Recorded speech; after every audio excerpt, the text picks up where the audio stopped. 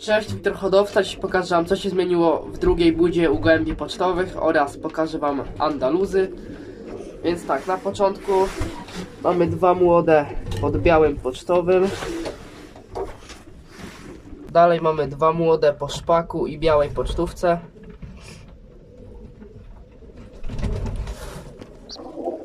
I mamy jeszcze takiego jednego dużego Andaluza czarnego. Jest on już zaobrączkowany. Taki gołąb.